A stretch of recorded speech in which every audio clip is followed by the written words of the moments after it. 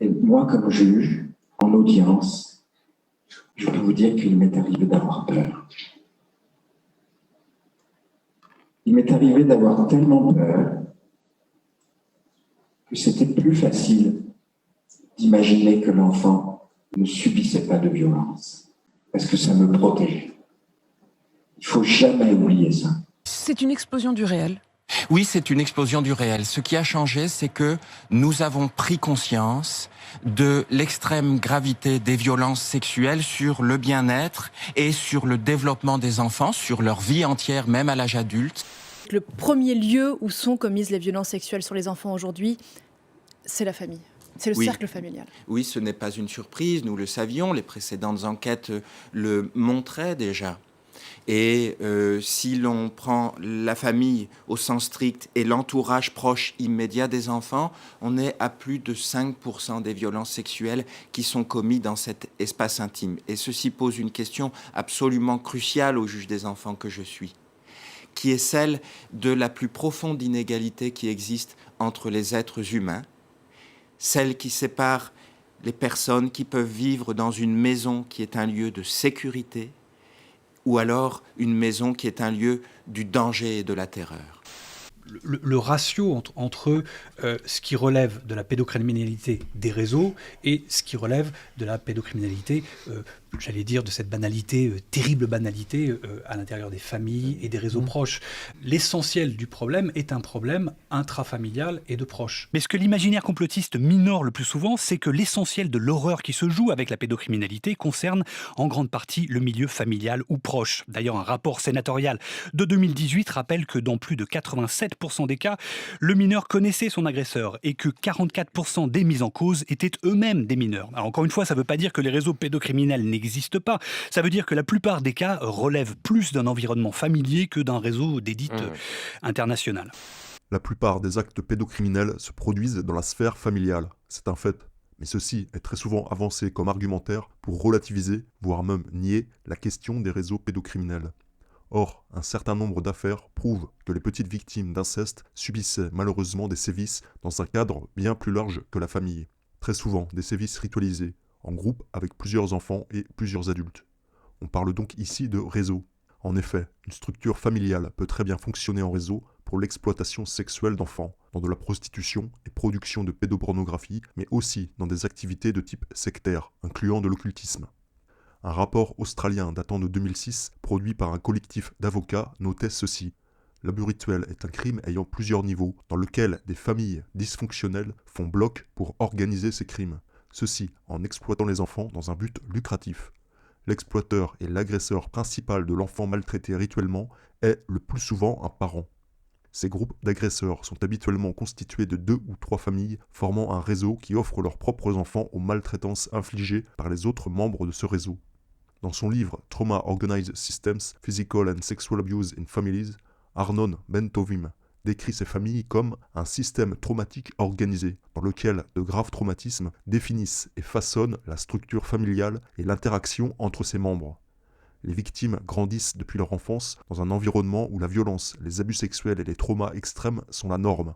Dans ce contexte d'exploitation sexuelle organisée, la violence et l'inceste commis par les agresseurs contre leurs propres enfants peuvent être vus non seulement comme un comportement sadique, mais aussi comme une sorte de formation à ces pratiques d'exploitation sexuelle. En 2009, le docteur Lowell Routley a introduit une conférence à Genève au congrès annuel de l'ICSA, International Cultic Studies Association, par cette déclaration. Ces survivants ont appris à se dissocier à un très jeune âge lors de certaines pratiques transgénérationnelles transmises au sein des familles. L'utilisation d'une socialisation traumatique est destinée à compartimenter l'esprit de l'enfant, à maintenir le secret et à entretenir un statu quo. Les observations cliniques des survivants élevés dans ces familles transgénérationnelles ainsi que les résultats des recherches neurocognitives du XXIe siècle sont devenus des bases sur lesquelles un modèle d'intervention a émergé. X1 commence par le récit de son enfance. Jusqu'à 11 ans, elle vit chez sa grand-mère à Knokke, une station balnéaire de la côte belge. On me disait que tout était de ma faute. Depuis que je suis née, on m'a appris que j'étais une putain. Je devais être formée afin d'être une enfant qu'on pouvait abuser. Et donc en fait, vos parents comme tous les parents de ces enfants dont vous nous parlez, vendaient leurs enfants. Exactement, puisque ça rapporte un certain pourcentage d'argent. Je la crois lorsqu'elle dit qu'elle a été prostituée par certains membres de sa famille. Je la crois lorsqu'elle explique que cette prostitution est forcément et nécessairement passée par de nombreuses personnes adultes qui sont venues abuser d'elle pour de l'argent. Je la crois lorsqu'elle dit en même temps qu'elle était photographiée pendant ces scènes. On devait être 5 ou 6 enfants. C'était pas une très très grosse réunion. Là, il y avait beaucoup de gens, notamment des notables, mais que je ne connais pas forcément leur prénom. Voilà. Et vous-même, vous avez subi... Oui, j'étais là et j'ai subi. Il y avait mon père. Ma mère n'était pas là cette fois-ci. Il y a une image que je n'oublierai jamais. Celle de ma mère et de mon père qui poursuivent leur chemin dans la foule. Alors que Tony me retenait pour me jeter dans les bras de l'autre, ma mère s'est retournée. Elle m'a regardée et elle est partie. Et cet homme m'a emmené. Voilà. Tony m'attendait à la sortie de l'école. Et il m'emmenait dans des maisons où il y avait des partouzes et où on faisait des films.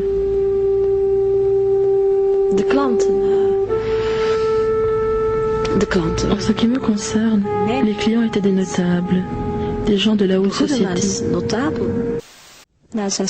16 ans, c'était vraiment la limite. Après 16 ans, tu n'avais plus de valeur.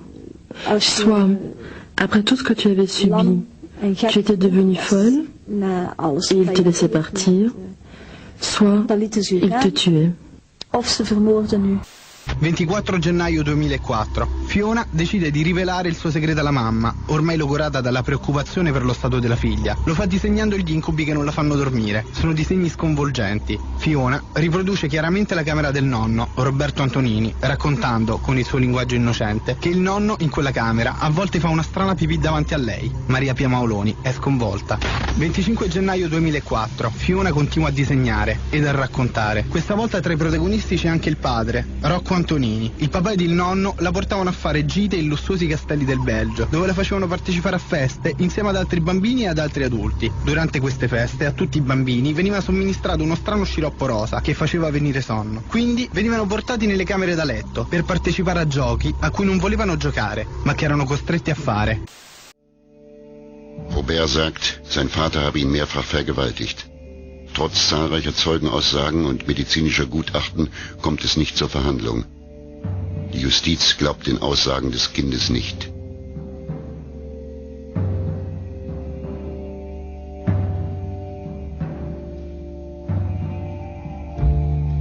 In dem Dossier des heute 9-jährigen Robert finden wir das folgende Protokoll einer Psychologin. Ich habe gespürt, dass Robert gelitten hat, während er darüber sprach. Robert hat mir gesagt, dass man ihm sogenannte Korken in den Popo gesteckt hat, auch dass man ihm am Penis wehgetan hat. Ich habe ihn gefragt, wie. Er hat mir geantwortet, man hätte ihn am Pipimann gezogen. Robert erzählte, dass man ihm Spritzen mit einer violetten Flüssigkeit verabreicht hat. Ich habe ihn gefragt, mit wem er zusammen war. Er hat mir geantwortet, mit seinem Vater und dass noch andere Männer bei ihm waren. Robert begann nach und nach Sachen zu erzählen. Er sagte, ich habe es satt, zu Papa gehen zu müssen. Ich will nicht mehr zu ihm. Er ist böse. Als ich von Robert das Wort böse hörte, dachte ich erst, sein Vater behandle ihn schlecht. Was ganz schlimm und unglaublich an der Geschichte ist, er erzählte auch von Abenden, an denen sich Erwachsene trafen, die sich verkleiden. Mit Mänteln und mit Masken. Gewalt gegen kleine Kinder, ritueller Missbrauch bis hin zur Menschenopferung. Das, was Noemi uns in den nächsten Tagen erzählt, gehört zu dem Unvorstellbaren, was Menschen tun können. Noemi wird durch ihren Vater und andere Täter, Männer aus allen sozialen Schichten, eingeweiht in Szenen der Barbarei, der Folter vor laufender Kamera. Als Noemi 8 Jahre alt ist, wird sie entjungfert. Das war kurz und brutal. Sie machten es halt mit mir und meiner Cousine Camille. Das war's. Eines Tages sagte mein Vater mir, wir fahren zu meinen Cousinen. Ich war gern da, weil ich sie sehr mochte. Im Haus waren mein Onkel André und meine Cousinen Camille und Marie. Und dann haben sie es getan.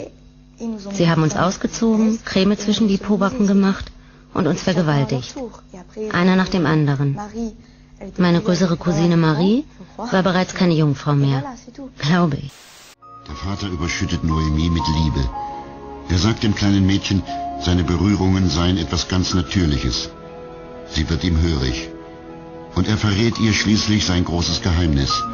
Ein unterirdisches Kellersystem, darin Kinder, eingesperrt in Käfigen. Noemi wird zur Komplizin ihres Vaters.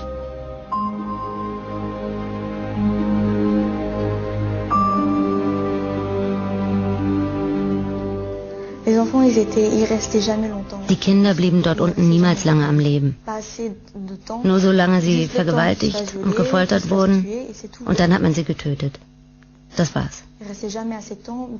Die Kinder waren da unten alleine, hätten niemals fliehen können, denn sie waren zu heftig geschlagen worden, zu oft vergewaltigt, voll Drogen gestopft oder tot.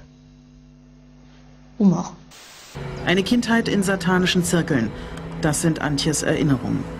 Verheimlicht bisher, weil es so ungeheuerlich ist. Jetzt will sie reden und die Täter anzeigen.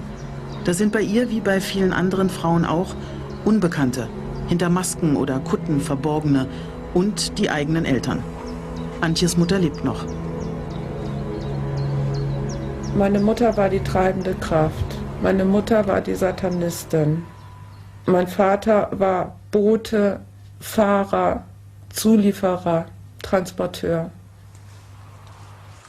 Mein Vater starb 1979 und die Polizei war sich nicht sicher, ob es sich um Mord oder Selbstmord handelt.